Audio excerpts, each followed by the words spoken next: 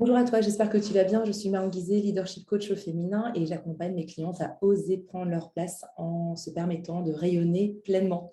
Mes clientes sont des entrepreneurs, des artistes, dirigeantes, managers, directrices, souvent des femmes fonceuses, dynamiques, qui ont envie de pouvoir oser dire non sans culpabilité, dépasser le syndrome de l'imposteur, arrêter de procrastiner, développer la confiance en soi et surtout le style de leadership dans leur propre couleur. Alors aujourd'hui, je voudrais te parler de 3 clés pour te permettre d'évoluer et d'atteindre, en fait, surtout, positivement, vers la personne que tu veux être et d'atteindre tes objectifs avec brio. Donc, la première clé, c'est c'est celle, de t'entourer de personnes qui t'inspirent à aller vers ton objectif, qui font peut-être déjà partie de ton rêve. Si j'ai l'exemple d'une de mes clientes, je vais l'appeler Céline, qui a le rêve d'être astronaute. Ça fait depuis que je l'accompagne, elle a ce rêve au fond d'elle et aujourd'hui, elle chemine clairement vers ce rêve. Qu'est-ce qu'elle a fait? Elle travaille pour Ariane Group. Elle est entourée de personnes qui ont… Dernièrement, elle m'a dit, ah tiens, je suis tellement heureuse, j'ai rencontré des personnes qui ont marché sur la Lune. Elle-même elle se met dans cette mouvance pour atteindre son objectif. Elle se fait des tests d'apesanteur, etc., pour continuer à faire vivre ce rêve et surtout à cheminer vers lui. Et en fait, le fait d'être entouré, de se donner des situations de vie dans lesquelles des personnes déjà font partie de ce rêve, eh bien, toi, ça va te permettre de rester dans une mouvance ultra positive, dynamique, et surtout te dire que c'est possible et clairement de t'approcher de ton objectif. Alors que ça soit, par exemple, des lectures inspirantes de personnes qui font partie de ton rêve. Si, par exemple, tu es entrepreneur et que tu veux vraiment avancer concrètement vers l'entrepreneuriat par mise en ligne de tes forfaits, par créer un impact positif auprès des femmes, auprès des hommes sur un sujet précis, que ça soit voilà, d'être au plus près de ta mission de cœur, je t'inviterais à vraiment baigner dans l'énergie de ce rêve-là, en fait, de lire des biographies de personnes qui font partie de ce rêve d'entrepreneurs, par exemple, à succès, ou d'artistes qui délivrent quelque part leurs secrets, leurs avancées, leurs avancements intérieurs, leur état d'esprit, pour pouvoir, toi, justement, bénéficier de toutes leurs recettes, de toutes leurs clés, dans leur manière de penser, pour continuer à aller vers ce rêve. Donc ça, c'est la première clé, c'est vraiment de se dire, tiens, déjà, important, quel est mon rêve? Quelle est cette mission de cœur qui est au fond de moi? Quel impact je veux avoir? Qui sont ces personnes qui feraient partie de ce rêve-là, idéalement? Et d'aller vers ce type de personnes, que ce soit peut-être une nouvelle collaboration pour toi, ou faire partie d'un réseautage sur un thème, que ce soit par exemple le réseautage sur les femmes dans tel domaine, voilà, ou alors comme cette cliente qui est vraiment fan de tout ce qui est en lien avec l'univers, l'univers de tout ce qui est devenir astronaute, etc. Donc d'aller à des conférences, écouter des podcasts, lire des livres de personnes qui ont atteint ce rêve, qui le vivent pleinement et de côtoyer de plus en plus. De toute façon, plus tu iras vers ce rêve, plus toi-même, tu vas évoluer et on sait ô combien, moi je le sais en tant qu'entrepreneur, mais tu attires des nouvelles personnes dans ta vie qui correspondent à qui tu deviens toi. Parce que tes sujets de conversation changent, parce que la manière dont tu penses change également. Et donc, on attire ce qu'on aimait. Si on aimait justement une forme de curiosité sur un domaine, on commence à en parler plus, etc. Et à côtoyer de nouvelles personnes, de nouvelles situations, évidemment, on va attirer de nouvelles énergies, de nouvelles personnes. Et ça va t'aider, toi, à te propulser plutôt vers ton rêve. La deuxième chose, c'est de côtoyer des personnes qui ont déjà atteint ce rêve. Alors là, j'avais vraiment ce premier pilier, c'est faire partie de ce rêve. Alors ça peut être avec des personnes qui l'ont déjà atteint ou alors côtoyer des personnes qui font partie de ce rêve. Et puis la deuxième chose, donc des personnes qui ont déjà atteint. Donc ça peut être via avoir un coaching avec… une femme, un homme qui clairement a déjà atteint cet objectif pour toi. Par exemple, si tu es entrepreneur et que tu dis, ah, j'aimerais tellement pouvoir avoir tant de clients, avoir tel chiffre d'affaires, avoir tel style de vie, digital nomade, etc.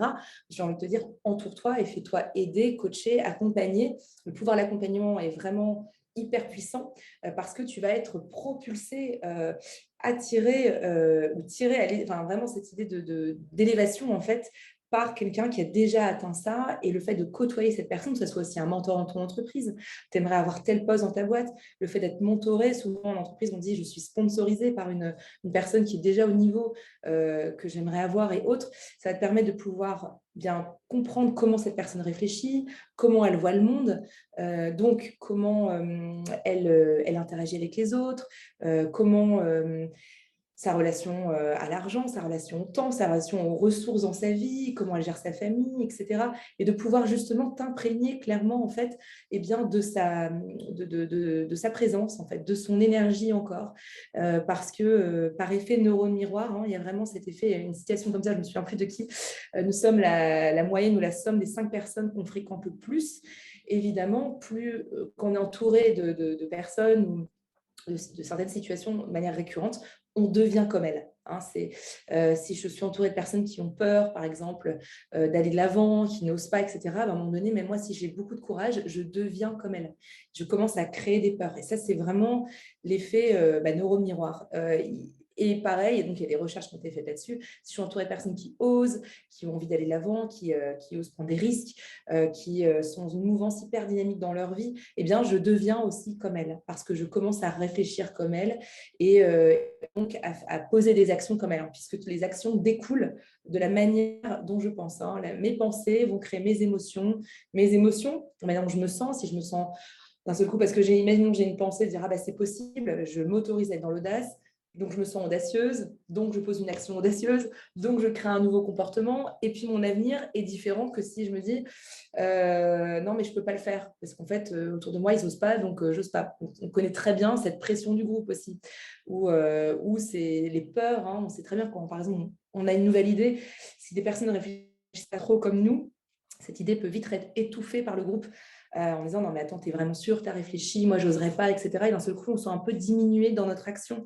Donc l'idée, toi, c'est de continuer à aller de l'avant parce que tu es une femme pleine de ressources, tu as envie de faire une différence dans ta vie, de créer un impact, de continuer sur ton chemin parce que tu as des rêves qui sont importants pour toi. Et je t'invite aussi à dire, tiens, dans quel endroit je peux avoir ce type d'énergie, quelle personne peut me tirer vraiment vers le haut, que ce soit donc un mentor, un coach, une personne que, même de manière informelle, enfin, que tu peux côtoyer.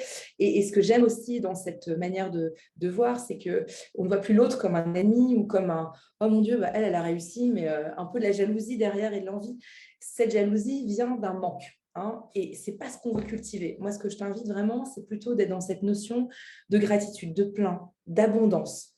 Hein, c'est parce que plus on est dans le manque, on dira elle a fait ça, moi je ne réussirai pas, etc. Plus tu vas attirer ce que tu aimais. Donc, si j'aimais du manque, en me disant oh, mon Dieu, je ne vais pas y arriver, elle y arrive, c'est pas juste, imaginons. Eh bien, la vie est juste là-dedans, c'est qu'elle va te dire ah bah tu trouves que c'est pas juste, eh ben en voici encore plus pour toi, pour aller venir asseoir ta croyance que c'est pas juste. Alors, c'est OK d'avoir des moments d'envie, de jalousie et autres, et je pense que c'est humain. Enfin, ça veut dire on est tous traversés d'émotions et de pensées multiples tous les jours. Par contre, ce qui n'est pas positif pour toi, c'est de nourrir ce manque, de nourrir cette jalousie, etc. Parce qu'à ce moment-là, ça va se reporter contre toi. C'est-à-dire que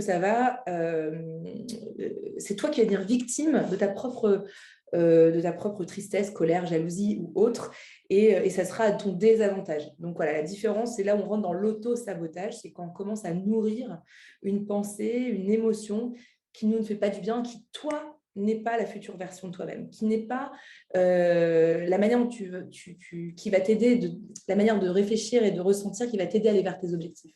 Donc, c'est OK de vivre ça. Après, il faut apprendre à relâcher les émotions. C'est ce que je fais avec mes clientes. Les aider à avoir une gestion émotionnelle, une autonomie émotionnelle qui soit très saine pour elles, leur entourage, leur projet de vie. Et derrière, de pouvoir vraiment dire, OK, comment je peux, maintenant que j'ai relâché l'émotion, d'aller vraiment vers cette notion de waouh, cette personne, ok, j'y suis pas encore, mais elle m'inspire que c'est possible. Donc, je vais aller auprès d'elle, me baigner dans son énergie, de pouvoir bénéficier de sa sagesse, de son état d'esprit, de sa manière d'avancer, etc.